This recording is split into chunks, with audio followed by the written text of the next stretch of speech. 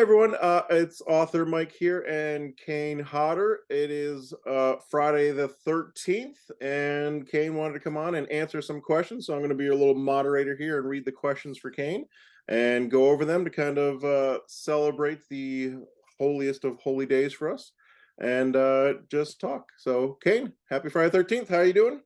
Happy Friday the 13th, Michael, and everyone else.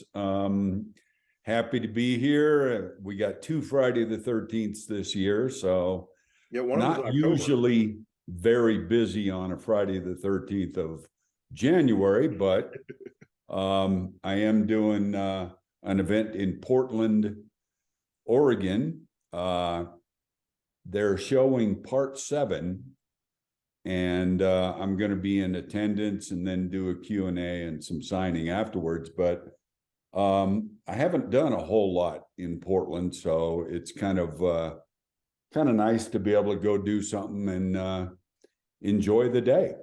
That's really awesome. The one of the first things we did on the book tour was a screening of Friday 13th Part 7. And it was like the first time I ever saw it with you and saw the crowd and like going nuts. And it was like such a surreal thing growing up watching that movie so many times and then being there with all the fans and you standing in front of the screen and stuff. So it's a really cool thing for fans to get to do that. Right. And if you remember, I know I told you this story, but when Part 7 opened in theaters, Friday the 13th of May, 1988,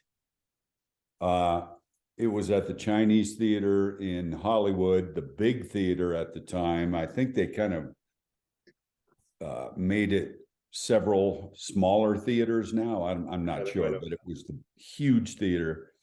And being there, and it was also my wife Susan's birthday that day.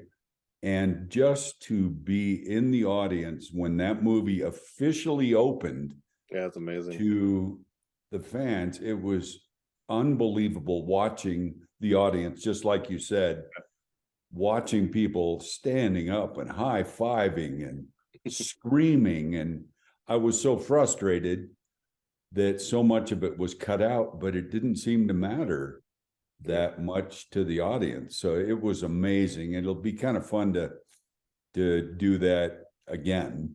Yeah. It's amazing getting to relive those movies that we grew up with. Well, not you didn't grow up with them. You're in them. That I grew up with, my generation. Like, you got the Jason X behind you, which that was the first movie I was old enough to see in the theaters. You know, the first Jason movie. And so I remember I went to the first showing on the first day at like 10 o'clock in the morning, and then I went again in the afternoon, and I went again that night when it first came out.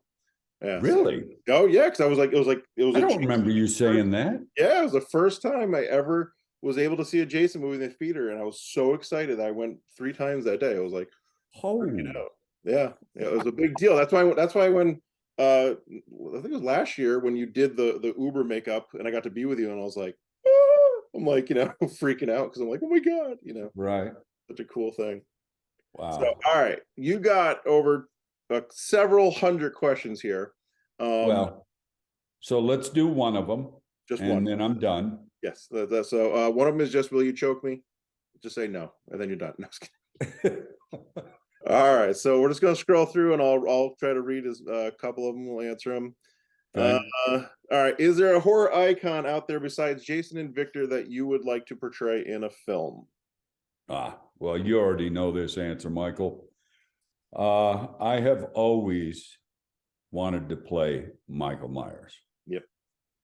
And, because I've done a tiny bit as Freddy and a little bit as Leatherface, that would be the last one of the 4 main iconic characters. And I just, as much as I've always loved Jason, I think the character of Michael is amazing too. So that would be ideal. Yeah, that'd be cool. Before I'm dead, if I can do a shot. Get you in there for at least one shot. That'd be amazing. Yeah. A question you get asked all the time. Your favorite kill of all time, which I know you answer that one almost every question, but go ahead and throw one out there. Well, favorite kill of all time is this in Yeah. the first Hatchet movie. Yep. But right behind that is Part 7, Sleeping Bag, followed by Frozen Head, Jason X. Yep. And even punching guy's head off in Part 8. So Yep. those are my favorites. I mean, you gotta appreciate Felissa Rose kill in the last Hatchet movie too. Yes. Those of you that have seen it can understand.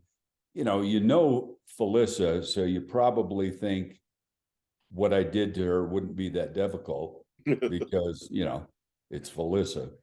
She's got a giant mouth. If you've ever seen her go like that, it's amazing.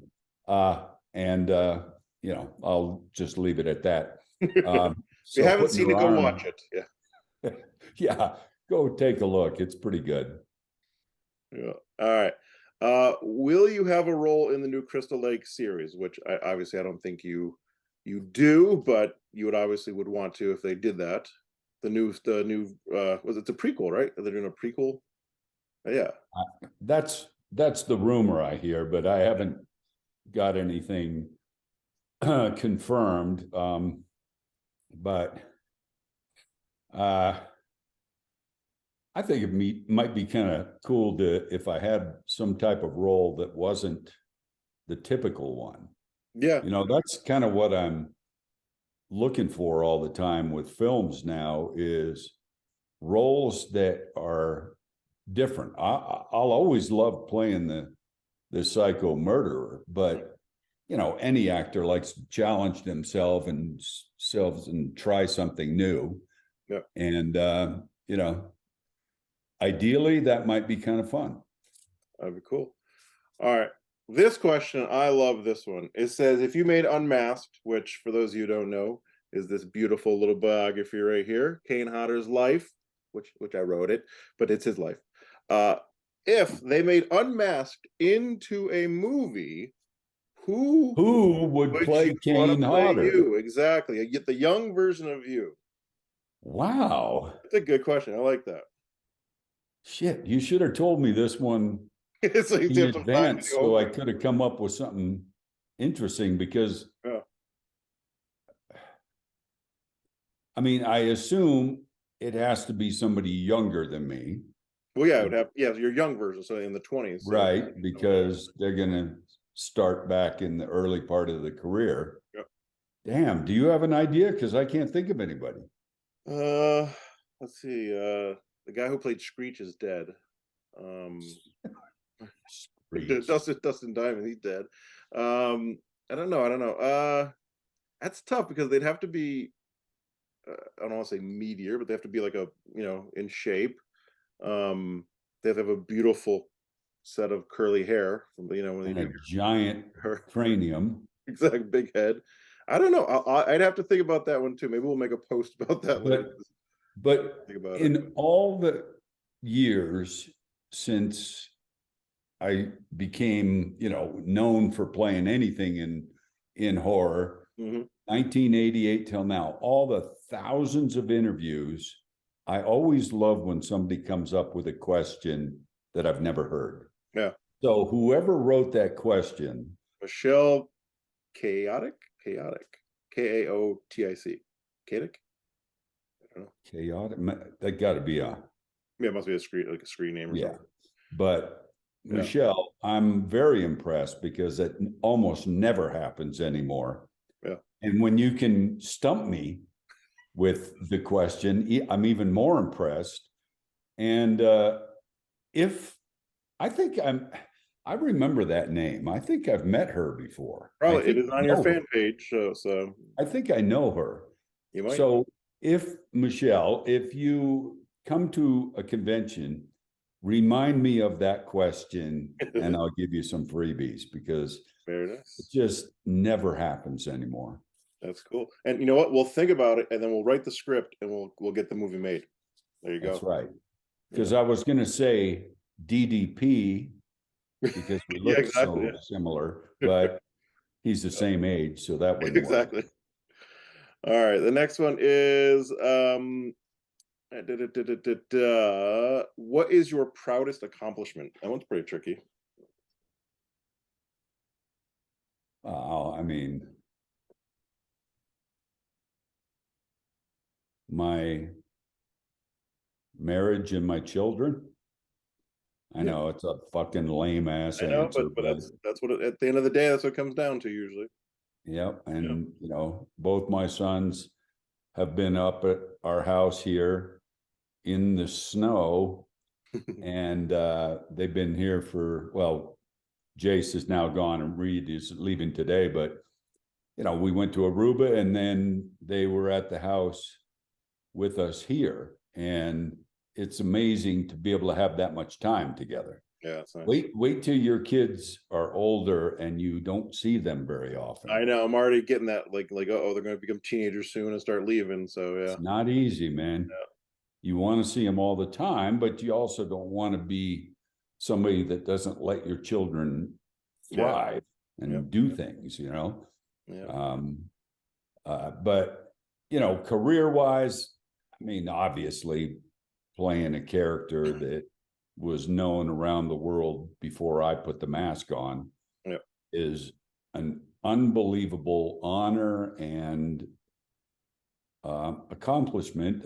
Hopefully that doesn't sound, you know, egotistical, but just it's hard for someone to imagine how it felt. And I don't think I could ever explain it accurately, how it felt to this character is known around the world and now it's me. Unfucking believable. Yeah. And then because of that, doing the Hatchet films and everything.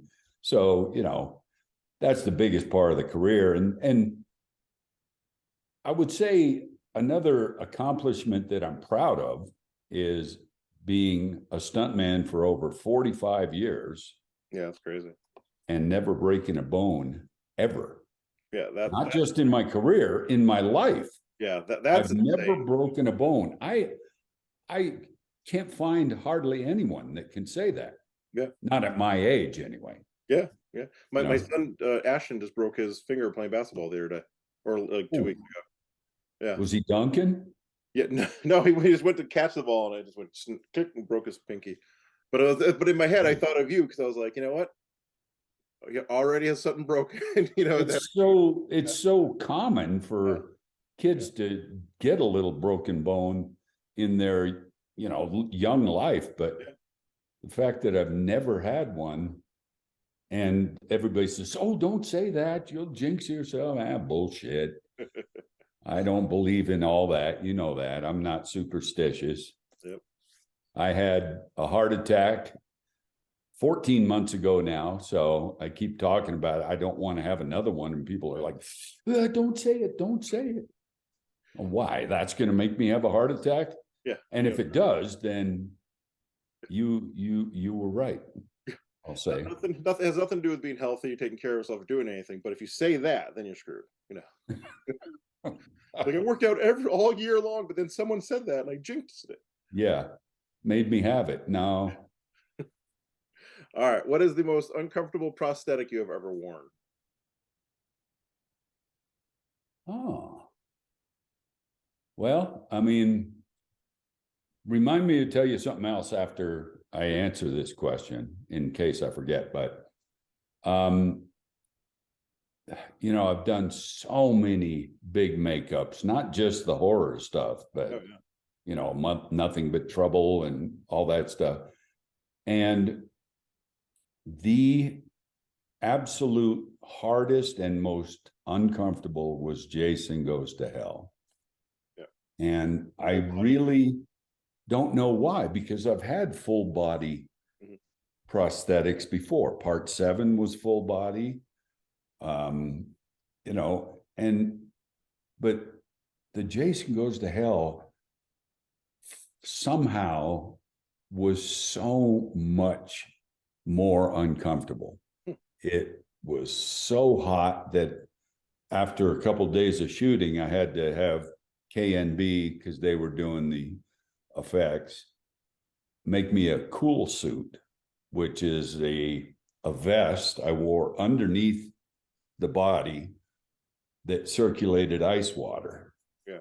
Because otherwise I couldn't stand it. And the head was, you know, it's, even though it's, you never see the face really, the head was still glued on. So it wasn't, there was nothing I could do to get any relief other than just sit down and plug in the cool suit. Yeah. So that would be the most uncomfortable. And I, sorry to K and B about that. But, and the reason I said I wanted you to remind me to tell this is yesterday, just yesterday, just for the hell of it, I was reminded that I did an episode of The Twilight Zone. The grandma? Yes. Yeah. I remember when I found out you did that, I was like, what? You were the creepy grandma? Yeah. Oh, you remembered the episode, huh? Yeah. Yeah. So I went on YouTube and I found the full episode. Yeah. And I was shocked at how little I was in the episode. But I was the Barrett Oliver was the kid in it, and it's all him basically, and me as his grandma, bedridden and hideous looking.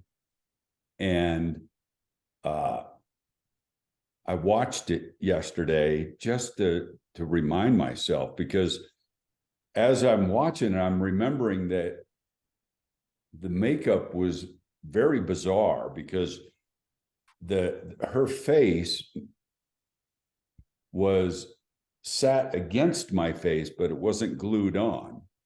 And I believe, I hope my memory is not faulty on this, but I believe I moved her eyeballs with my tongue. With your tongue, really?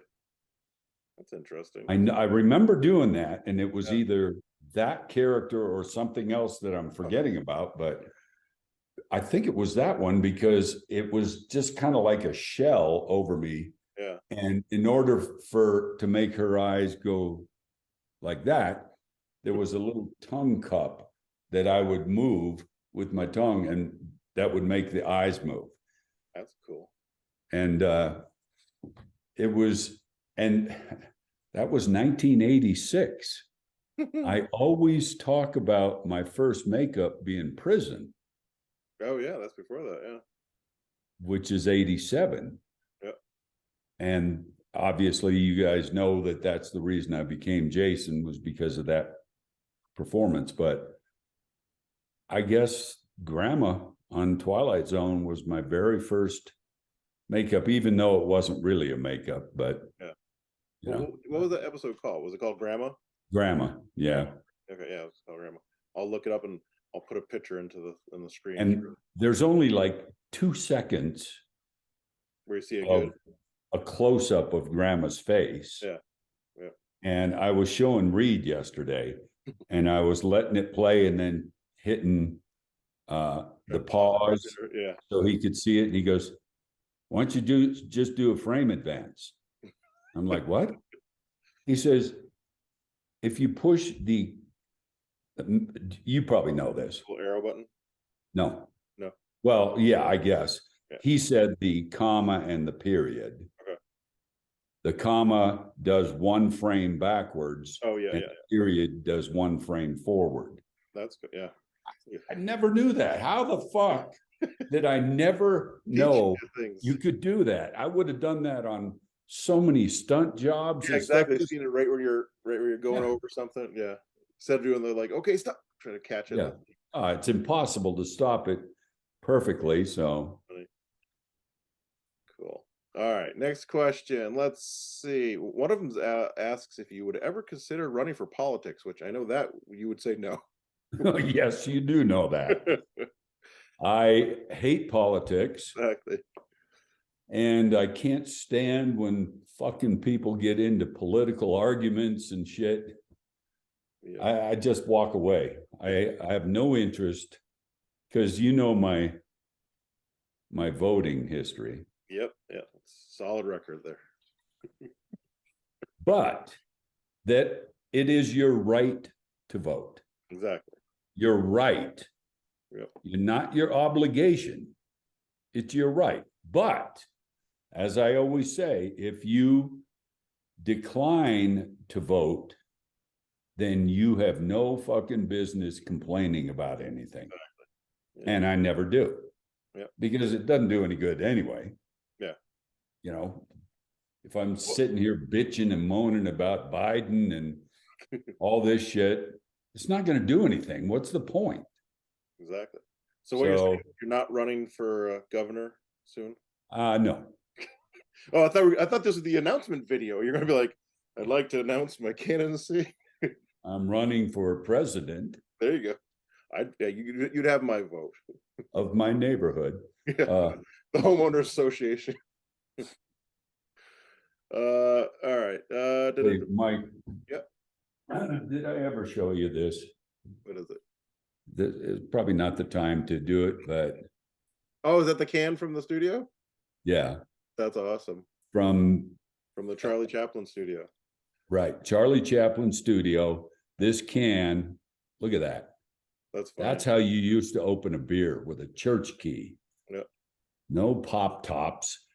And this was in the wall, Charlie Chaplin Studios, when we were doing Texas Chainsaw video game. That's cool. And they tore down a wall, and all these beer cans were within the cinder blocks. That's awesome. Probably there for 50 years. Or more, yeah. Yeah, and it was like, why would they be in there? Well, the workers used to go up in the permanents, drink beer, like the stagehands and shit, drop it down the wall, because then there's no evidence. That's awesome. But yeah. Anyway. All right, what's your next one? What's your favorite thing to do in your spare time outside of making movies and stuff like that? What are you doing? I like playing golf. And this is going to sound fucked up, but I just did it 2 days ago with my son. You have no idea what I'm going to say, do you? I don't. I think we've talked about this, but maybe not too much. Oh God, it's going to make me sound like such an asshole. I love doing IQ tests. Oh yes, that I remember. Yeah. And I just find them challenging. I just did one 2 days ago just for the hell of it. And then Reed did it, my son, and beat my score, the motherfucker. Is that bad to talk about your son as a motherfucker? Oh, no. You do that with yours, right? Oh yeah, I tell him all the time. Come here, you little motherfucker. Time to eat. Yeah, that's how I say it. Yeah, that's why I calm down. Yeah. Well, hey, you remember what nickname my dad had for me? Oh, no. Not he had a nice one. Yeah.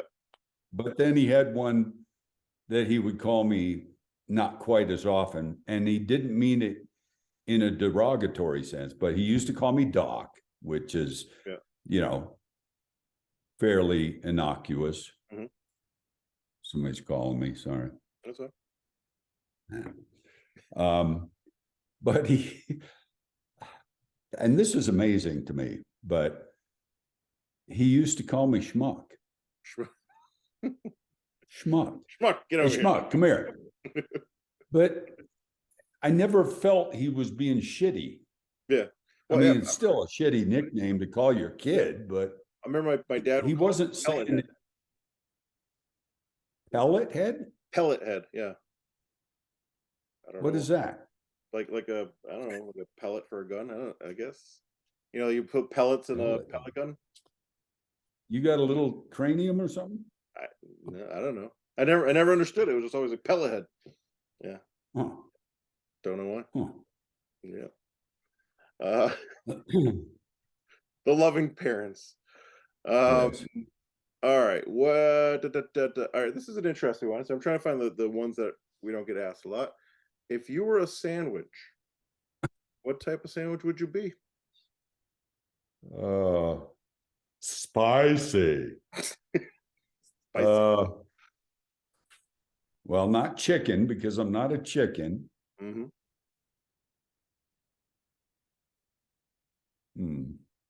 God damn, that's another one we've never been asked. Kind of ridiculous one, but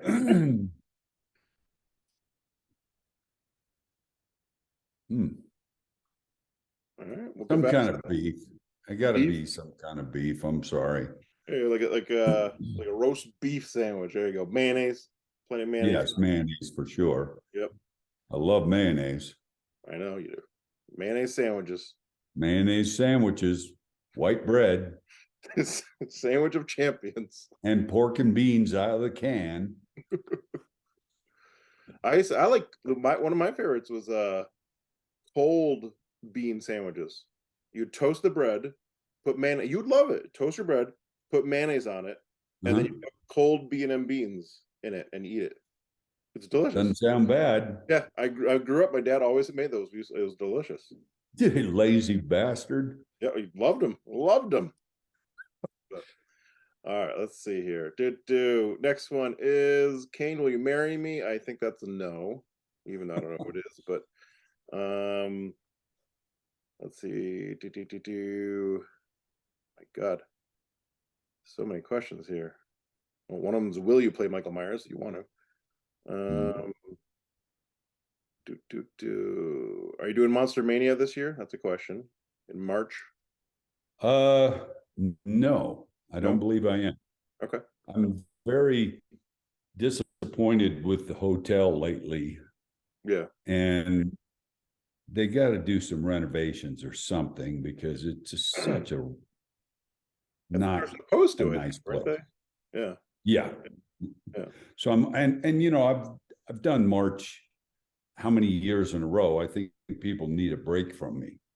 Maybe. No, people never need a break with you. But I am going to do Hunt Valley, though. All right, good. Hunt Valley. Monster Mania. Yeah. What is the stunt you are most proud of?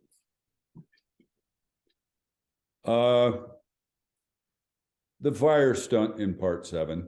That's what I was thinking. Yeah. Just because it, you know, like I've said a million times to you, it was the longest that anyone had ever been fully engulfed in flames on a film. And I just love how the stunt looks. And, you know, it's awesome. Yeah, it still looks awesome. Because you were lit on fire on the screen. Right. And I've always enjoyed doing fire stunts, even though I almost died doing one. But, you know, I think that's my favorite all-time stunt. And there's been a lot of fun things, but that one stands out. The one I always tell people about, because I'm like, well, Kane's done everything. I go, the man has jumped out of a moving helicopter onto a moving train. Like I would, because like in my brain, that just doesn't work. You know, it's like I can't jump off like a 3-foot desk, let alone a moving helicopter onto a moving train. That's like, right. You know? And that is up there. Yeah, I mean, for sure. Even for me, because we, as you know, again, there was 4 of us jumping one at a time, and we had no idea what it was going to feel like when we hit the train. Yeah, that's scary. And it turned out to be a little easier than we expected, because there was no kickback and stuff. But yeah, that's up there too, because it just sounds crazy too. Yeah. All right, so we only got 4 minutes left, so I want to make sure people know about your special limited edition, which is one of the most beautiful books that I've ever seen. I mean, look at this thing. It is nice. It's beautiful. It is beautiful. It's a freaking 700 pages, and it's even signed by Kane in all of them. And we only got about 100 left out of the archive that we pulled out. And are those numbered? Yep, there are numbered. The number's not in this one yet, but I think they're still numbered left. Yep. Okay. Number them as they go out. But we only have about 100 or so left of them forever. And so, if you want to get a copy, make sure you get a copy. And then make sure you check Kane's Facebook page all the time. For whenever he's doing stuff, we try to post on here as much as we can. Obviously, Kane doesn't go on here himself a lot because he's he didn't even know that pause button there. So he does. I'm ignorant on any technology. Yeah, but I'm starting to feel it too, because even like my kids, they're showing me something. I'm like, wait a minute. And they're like, no, Dad, do this. And I go, damn it. Really? Wow. Yeah, I mean, yeah, it's ridiculous. How old are they now? They're 9. They're 9. Yeah. Like, yeah, and they show me like things like, and I hate what too, they watch so much YouTube, so they know so much stuff to where I'll be like, oh well, son, you see this? He goes, yeah, actually, Dad, that was invented, da, da, da. And I go, I'm like, damn it. Like I can't show them things anymore. And That's great. Wow. It is, I know, but I'm like, I mean, makes you feel kind of stupid sometimes, but you love the fact that they're smarter than you. Yeah. I certainly do with my boys. Yeah. Yeah. Oh, here's one question I wanted to get in there. What is your favorite bourbon? Someone asked.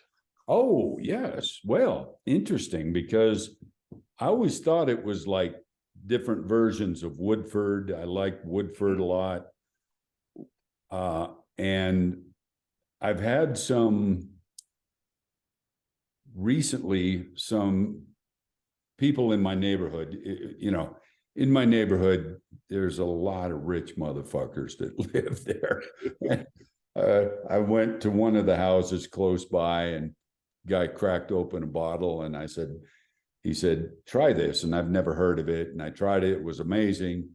I said, how much does a bottle of this cost? About $1,100 for a bottle of booze.